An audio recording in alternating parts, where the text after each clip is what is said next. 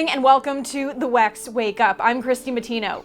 Breaking overnight, Senate Minority Leader Mitch McConnell is hospitalized after falling during a private dinner at a D.C. hotel Wednesday night. It's still unknown at this time the extent of his injuries, but a spokesperson for McConnell said that he is currently receiving treatment. The 81-year-old senator was at an event at the Waldorf Astoria, D.C.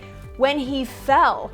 Now, this isn't the first fall for McConnell. In 2019, he fractured his shoulder after tripping in his Kentucky home. And in your political news, a major data breach has exposed personal information of hundreds of lawmakers and staff.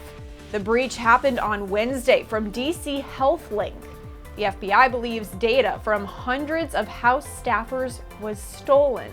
The FBI is now investigating, and officials are working on compiling a list of names of those whose data was compromised. In a letter requesting additional information, House Speaker Kevin McCarthy and House Minority Leader Hakeem Jeffries raised the concern the breach could extend to families of lawmakers and staffers. And also in political news, House Republicans are moving forward with January 6th investigations, all this despite backlash over Fox News host Tucker Carlson's coverage of the insurrection. Representative Barry Loudermilk is expected to lead one of those inquiries.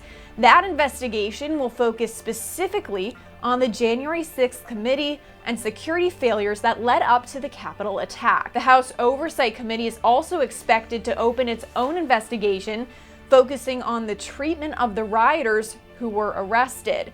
All of this comes after a week of scrutiny against Fox News and host Tucker Carlson for airing a special releasing footage from inside the Capitol on January 6th. House Speaker Kevin McCarthy granted exclusive access to Carlson, who began airing the clips earlier this week. Now, Democrats immediately condemned Rupert Murdoch, McCarthy, and Carlson. I don't think I've ever seen a primetime cable news anchor manipulate his viewers the way Mr. Carlson did last night. What a low point for Speaker McCarthy. What a low point for Fox News. And if you're planning your trip to see the cherry blossoms in D.C., well, it may not look like it does in a typical year. And that's because it wasn't a typical year here in Washington. It was the third warmest winter on record. And that means those cherry trees are very confused. Washington Examiner spoke with Mike Litteris from the National Park Service about how this crazy weather is impacting these trees and what we can expect to see this year around the tidal basin. Probably somewhere in the neighborhood of March 16th to March 20th, we should see the trees in peak bloom.